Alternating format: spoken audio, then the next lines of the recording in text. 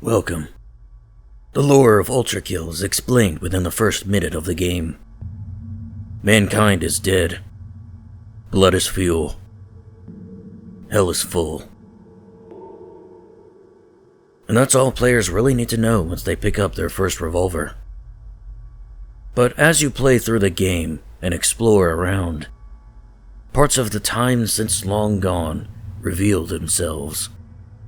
To begin, spoiler alert for parts of the game, obviously. Second, this video was made in mid-October of 2021, before the Wrath stage was released.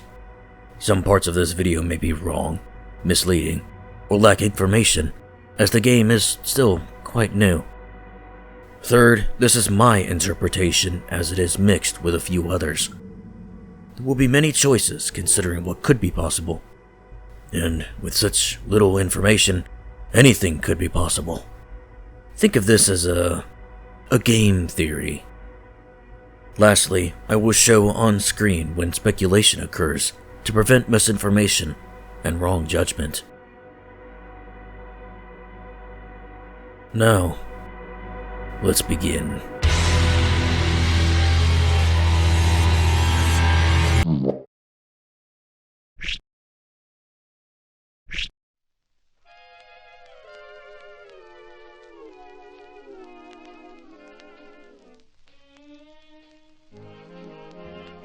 From what I could find, 100 years into the future, war after war on Earth gives rise to a new development: blood-fueled robots.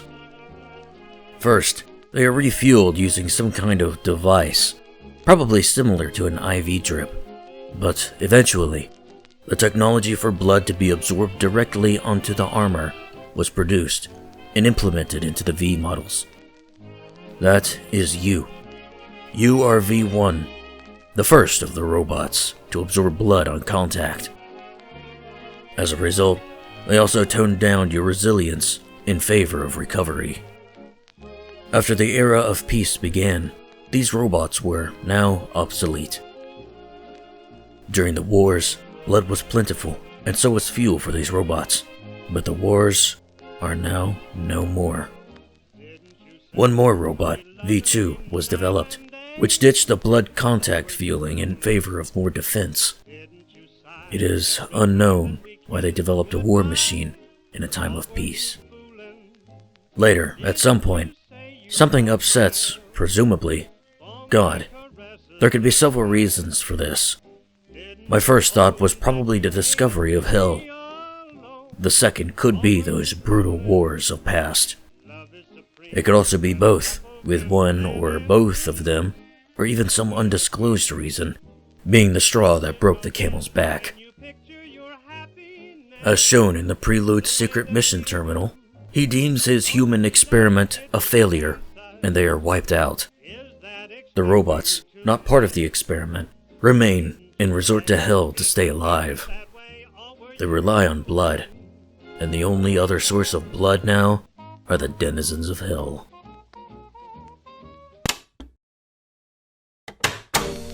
Just a few days ago, the secret mission for Greed has been released. I played through it, and the ending scripture further supports my theory that these terminals are God speaking about his plan for the future. In this case, it's wiping out humanity due to their many failures, failing to follow his rules, and his anger over his own failed experiments on a mind without free will. I'm not exactly sure what this means. He ends with saying that he cannot unmake the hell he has created.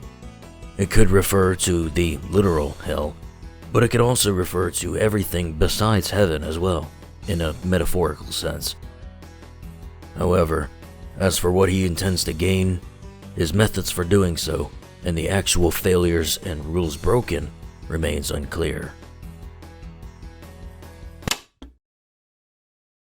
Some Redditors believe that the robots betrayed humanity. During the era of peace, they do need some way to survive, and that way is through blood. Some people aren't just gonna give blood, especially not enough to support every robot, so some, inevitably, resort to killing. This leads to people flat out refusing to give blood. That's not my problem. It's yours. And then, all robots start killing. This results in the extinction of humanity at the hands of their own machines. This is probably what the terminal refers to as letting the evil of their own lips consume them. Then again, perhaps that didn't happen, and mankind was just instantly smitten by the wrath of God. At that point, the reason why Gabriel and Minos Prime blamed the robots is probably due to inheritance. Their creators were evil, and so the creations must be as well, guilty by association. However, maybe it's not all the robots that betrayed humanity, but just one, you. I saw a very interesting Reddit post about where God went. After going off of enemy descriptions and that scene with Gabriel, it would seem that God himself has disappeared. No one knows where he went or what he's doing. This left the angels and the kingdom of heaven in disarray. The angels were recalled from hell and such to figure something out. This helped King Minos reform the lust layer into a beautiful city, and down at the greed layer, Sisyphus formed an insurrection to battle the angels. After some time, in God's place, the Council of Angels was established, and they are the ones who punished Gabriel. The Reddit post I mentioned earlier regarding God's whereabouts mentions that ULTRAKILL has broken the fourth wall by making us, the player controlling V1, God himself. V1 is God's vessel, his method for wiping out humanity, hell, and the rest of the angels, and starting over from scratch after all blood is shed. This could explain how the flimsy blue robot can kill Gabriel, the most supreme of angels, a supreme husk, the corpse of King Minos, and a prime soul, Minos Prime. It is God, after all. And as the terminal said, let the evil of their own lips consume them. This would be referring to V1, the first of their robots best equipped for war, wiping out humanity as he takes it over. God has possessed humanity's creations and wiped them out, just as he said. Now he is doing the same to everything else, starting with hell and his creations as well. Returning back, another Reddit post also brings up the question of whether or not the term era of peace is satirical. After many years of war, humanity could have killed themselves by their own creations, such as their guns, robots, and other weapons. And their extinction brings an era of peace in a twisted way. V1 and the rest were developed before their demise. Although it would leave V2 an enigma, as, apparently, it was designed after New Peace was established. Once again, it is unknown why they developed a war machine in a time of peace. Perhaps the creators just fizzled out in the horrid conditions left from the fallout of the wars of old.